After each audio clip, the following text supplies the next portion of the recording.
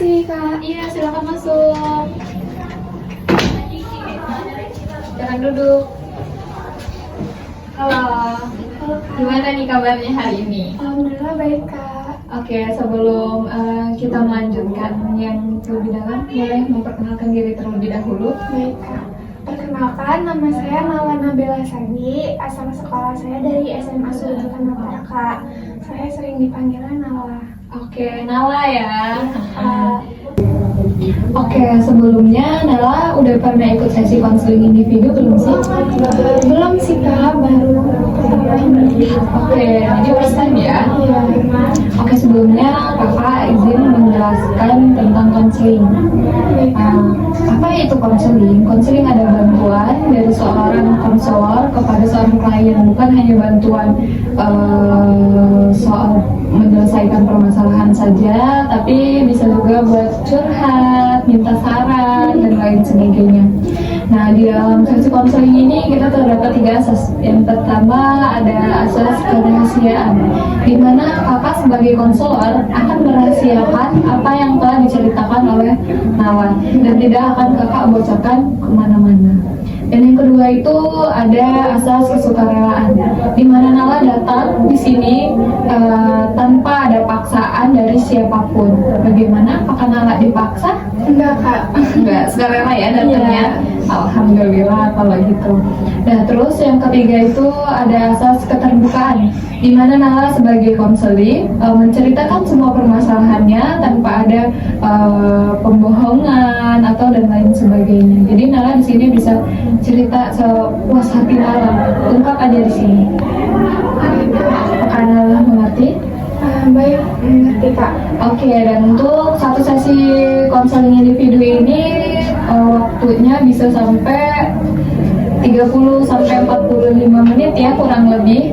Oke, sebelum itu mari kita mulai sesi konseling ini dengan mengucapkan lafaz basmalah. Bismillahirrahmanirrahim.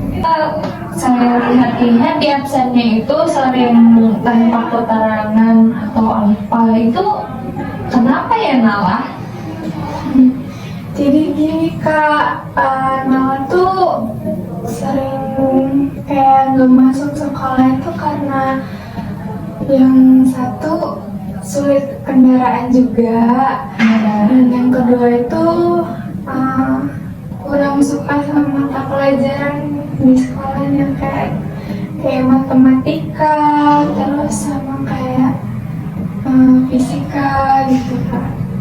Oke, jadi setiap saya lihat-lihat ini kamu emang di pelajaran matematika dan fisika itu sering banget membolos ya. Nah, itu apa sih yang membuat kamu tidak menyukai hal-hal tersebut? Iya Kak, Nala nggak sukanya itu karena dari cara mengajar gurunya dan apa ya, kayak nggak tertarik juga sama pelajarannya, kayak susah sekali untuk belajar itu gitu loh, kayak tiba-tiba kayak udah ngeliat itu langsung kayak udah malas gitu loh Kak, udahlah mending gak usah masuk gitu. Oke, itu kan tadi kan Nala menjelaskan bahwa ada juga yang dengan gurunya. Kenapa sih dengan gurunya itu, apa cara penyampaiannya terlalu cepat atau bahkan kayak ngejelasinnya itu kurang tepat untuk anak-anak kelasnya Nala gitu? Bagaimana dengan teman-teman yang lain? Apakah teman-teman yang lain juga sama mengalami hal yang sama seperti Nala, kesulitan dalam menangkap pelajaran tersebut, atau hanya Nala aja yang kesulitan menangkap tersebut? Kalau itu Nala kurang tahu ya Kak, kalau misalnya ada kawan seperti yang dirasain Nala gitu.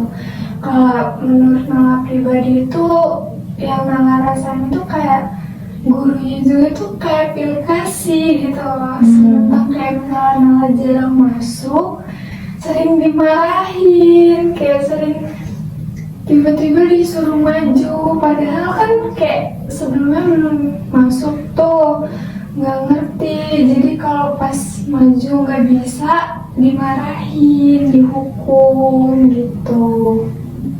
Oke, untuk kedepannya ini coba Nala tuh tanya ke temennya, kamu maksud nggak apa yang dikasih penjelasan dari guru tersebut? Kalau temennya ada yang maksud, ada yang mengerti tentang apa yang gurunya telah jelaskan, Nala tuh bisa coba kayak belajar lagi sama temen yang lebih mengerti gitu kan. Nah, kalau dengan kayak gitu kita tuh lebih enak, lebih rileks nantinya. Apalagi sama teman sendiri itu biasanya lebih cepat nangkep ya mata pelajarannya dibanding sama guru kita yang kalau ngejelasin kayak sekali lewat gitu kan. Nah, dan untuk masalah hukuman tadi biasanya Nala diberi hukuman apa sih? Kalau semisal disuruh maju tuh Kak nggak bisa, terus disuruh berdiri sampai benar-benar disuruh duduk lagi gitu. Kadang sampai selesai mata pelajarannya. Kalau berdiri kayak gitu, Nala ada yang dikasih hafalan atau cuman emang berdiri terus ngeliatin teman-temannya yang belajar? Berdiri sambil memahami sama ngeliatin yang kawannya yang melanjutin maju yang bisa Kak. Jadi gitu. Nah, kalau kayak gitu perasaannya Nala apa sih? Kesel, sedih, atau bahkan senang karena ya udah kan nggak disuruh lanjutin lagi, cuma disuruh berdiri doang gitu.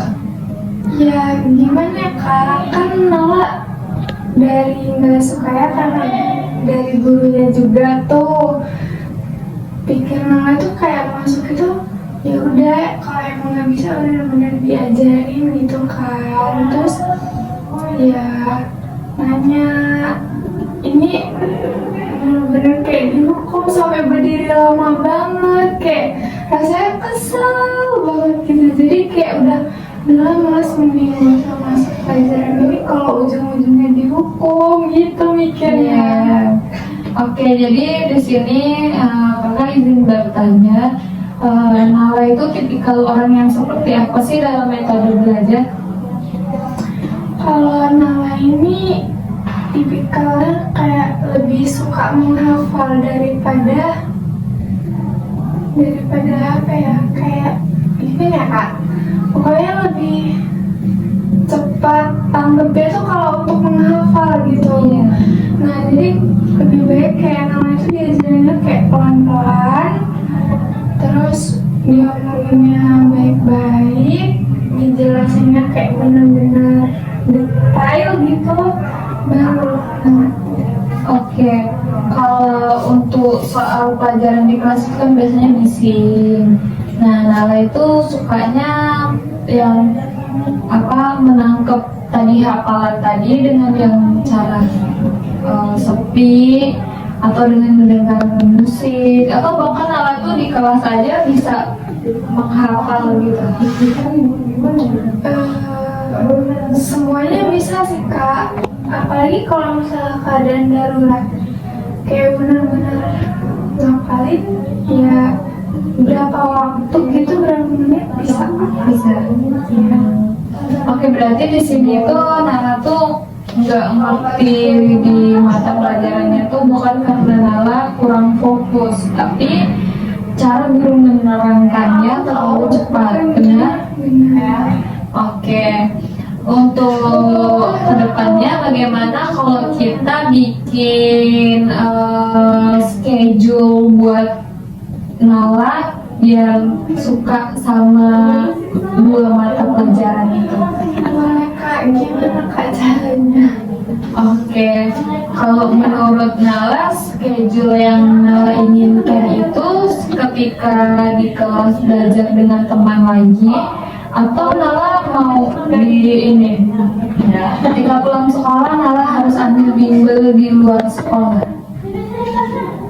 Kalau Nala lebih baik belajar sama teman-teman lagi. Kalau untuk bimbel di setelah sekolah itu kayak kayak ngerasa ngebosenin gitu juga nggak sih Kak? Iya.